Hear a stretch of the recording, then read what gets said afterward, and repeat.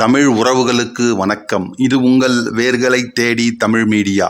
பல வருடங்களுக்கு முன்பு தஞ்சையில் ஏற்பாடு செய்யப்பட்டிருந்த ஒரு நடன நாட்டிய நிகழ்ச்சிக்கு நிகழ்ச்சி தொகுப்பாளராக உத்தியோகம் ஏற்றிருந்தேன். புதிய முறையில் பல புராண கதைகளை நடன நாட்டியமாக நடித்து காண்பித்தனர் நடிகர்கள். ஆண்டாள் திருக்கல்யாணம், பஸ்மாசுர மோகினி முதலிய புராண கதைகளை நடனமாடியே விளக்கம் செய்தனர். பஸ்மாசுர மோகினி கதையை அடுத்து கஜேந்திர மோட்சம் என்று கண்டிருந்தது நிகழ்ச்சி நிரலில். பஸ்மாசுர மோகினியில் பஸ்மாசூரன், சிவன், மோகினி அவதாரம் எடுத்த விஷ்ணு எல்லோருமே மேடை மீது தோன்றி நடனமாடினார்கள். அதே போல கஜேந்திர மோட்சத்திலும் கஜேந்திரன், முதலை, கருடன், மகாவிஷ்ணு எல்லோருமே மேடை மீது தோன்றுவார்களோ என்று எண்ணினேன் நான். மகாவிஷ்ணுவின் வேடத்தை வேண்டுமென்றால் நடிகர்கள் போட்டுக்கொள்ளலாம். யானை, முதலை, கருடன் ஆகிய வேடங்களையெல்லாம் மனிதர்கள் போட்டு நடித்தால் நன்றாயிருக்குமா என்று யோசித்து கொண்டிருந்தேன். அதற்குள் நிகழ்ச்சியின் அறிவிப்பு தெரிவிக்கப்பட்டது. திரையும் விலகியது. ஒரே ஒரு நடிகர் மட்டும் மேடை மீது தோன்றினார். பின்னணி வாத்தியங்கள் மெதுவாக ஒலிக்க ஆரம்பித்தன. நடிகர் தம்முடைய 2 கைகளையும் நீர் நிறைந்த தடாகம் ஒன்று இருக்கிறது என்று காட்டிவிட்டு மலரும் தாமரைகளையும் அஷ்ட முத்திரை மூலமாக காண்பித்தார். இதன் மூலம் தாமரை மலர்ந்த தடாகமே நம் கண்முன் தோன்றியது. சிறிது நேரத்தில் அந்த நடிகரே மேடையில் ஒரு கோடியிலிருந்து மற்றொரு கோடிக்கு நடந்து வருகிறார். 2 காலால் தான் நடந்து வருகிறார். ஆனாலும் அவருடைய உடல் அசைவு வலது கையை தும்பிக்கை போல அங்கும் இங்கும் ஆட்டுவதன் மூலம் அசைந்து ஆடி வரும் யானையையே நம் கண்முன் கொண்டு வந்து விட்டார். இனி அந்த யானையே தடாகத்தில் இறங்குகிறது. படிக்கட்டில் யானை எப்படி மெதுவாக இறங்குமோ அப்படியே இறங்குவது போல அபிநயம் செய்தார். பிறகு யானை தும்பிக்கை மூலம் நீர் குடிப்பது, நீரை வாரி இறைப்பதையெல்லாம் காட்டினார் அந்த நடிகர். எல்லாமே கை அசைவு, கால் அசைவு, உடல் அசைவுகளினாலேயே இப்படி நடித்த நடிகர் இன்னும் சில நிமிடங்களில் முதலையாகவும் மாறிவிடுகிறார். முதலை தண்ணீருக்குள் எப்படி வளைந்து வளைந்து வருமோ அந்த காட்சியையே நம் கண்முன் கொண்டு வந்து விட்டார். சிறிது நேரத்தில் அவரே முதலை காலை பிடித்து கொள்ள அதனால் வீறிட்டு அலரும் யானையாகவும் மாறினார். பிறகு அவரே கருடனாகவும் கருடன் மேல் அரோகணித்து வரும் பெருமாளாகவும் மாறிவிட்டார். மேடை மீது ஆதி மூலமே என்று அழைத்த கஜேந்திரனை முதலை பிடியிலிருந்து விடுவித்து மோட்சமும் அளித்து விடுகிறார். இத்தனையும் ஒரே நடிகரே 10 நிமிட நேரத்திலே அங்கு எழும் இன்னிசைக்கு ஏற்ப நடனம் ஆடி நடித்து மேடை மீது நமக்கு காட்டிவிடுகிறார். இதில் இருந்தது ஒரு கஷ்டம். நடன நாடகத்தை நடித்த நடிகருக்கு எவ்வளவு கற்பனை திறன் வேண்டி இருந்ததோ அத்தனை கற்பனை உடையவர்களாக பார்ப்பவர்களும் அமைய வேண்டியிருந்தது. நடன நாடகத்தை கண்டவர்களும் கற்பனை பண்ணியே கதையை தெரிந்து கொள்ள, உணர்ந்து கொள்ள வேண்டியிருந்தது. குளமாக, யானையாக, முதலையாக, கருடனாக, காத்தர் கடவுளாம் திருமாலாக எல்லாம் ஒரே நடிகரே மாறி மாறி நடித்ததைக் கண்டு மகிழ்ந்ததோடு வியப்பிலும் ஆழ்ந்து விட்டேன் நான் அன்று.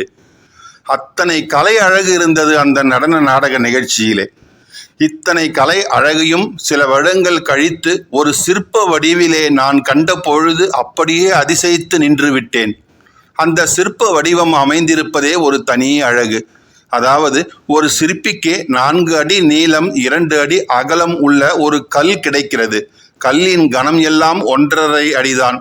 இந்த கல்லை பார்ப்பதற்கு முன்பு அந்த சிற்பி கஜேந்திர மோட்ச கதையை தன் மனக்கண்ணில் கண்டிருக்கிறான்.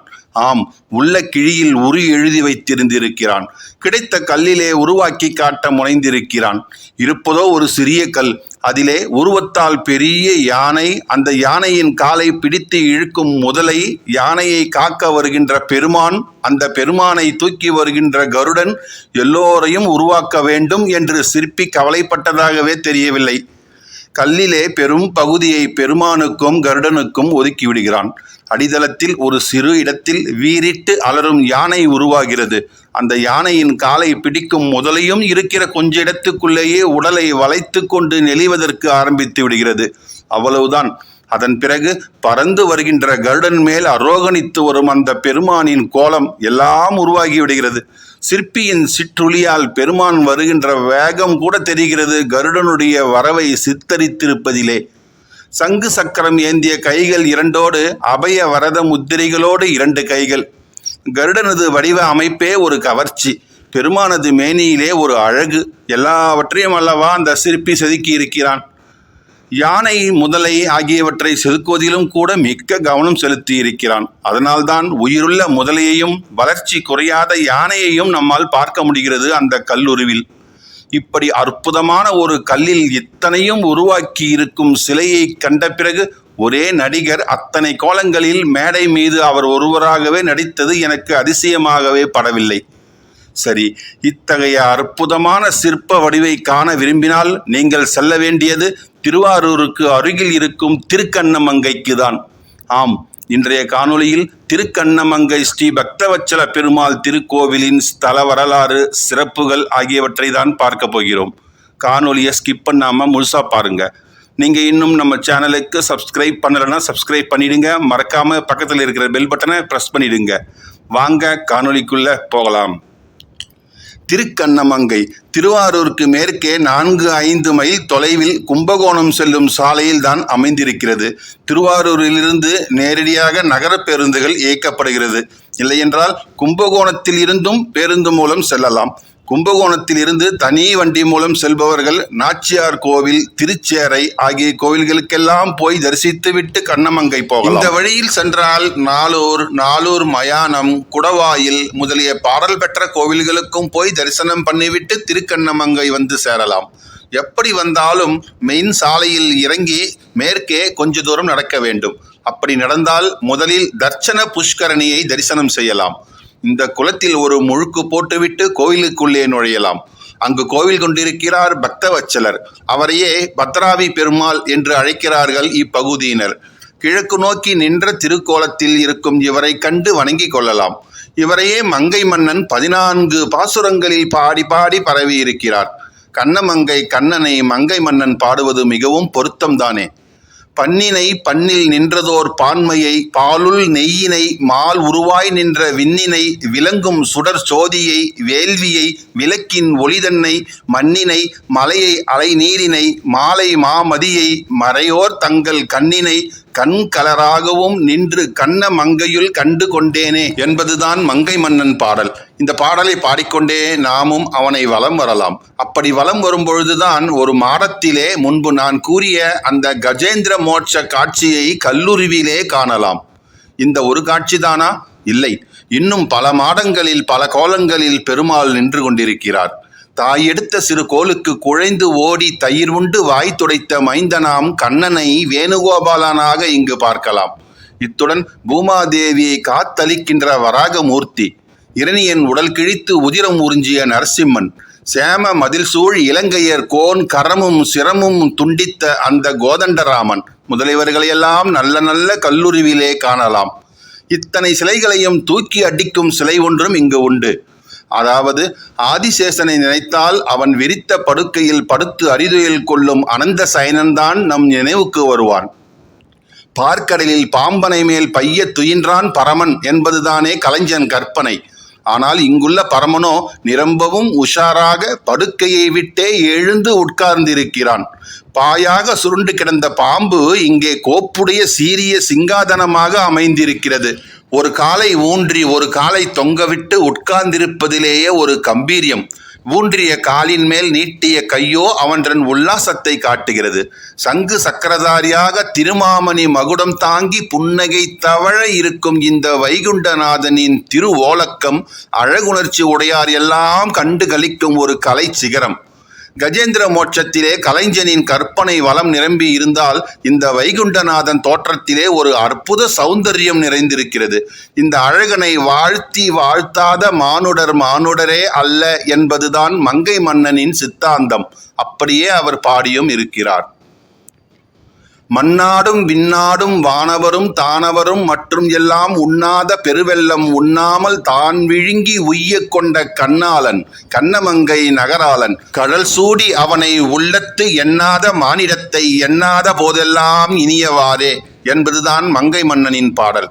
இத்தகைய சிற்ப வடிவங்களெல்லாம் நிறைந்து இந்த கோவிலை ஒரு கலைக்கூடமாகவே அமைத்து வைத்திருக்கிறார்கள் நமது சிற்பிகள்.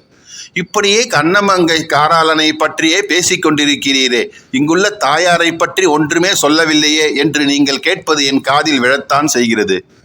இந்த ஆலயத்தில் பக்தவத்சலருக்கு வலது பக்கத்திலே தனி கோவிலிலே அபிஷேகவல்லி தாயார் கொலு இருக்கிறாள்.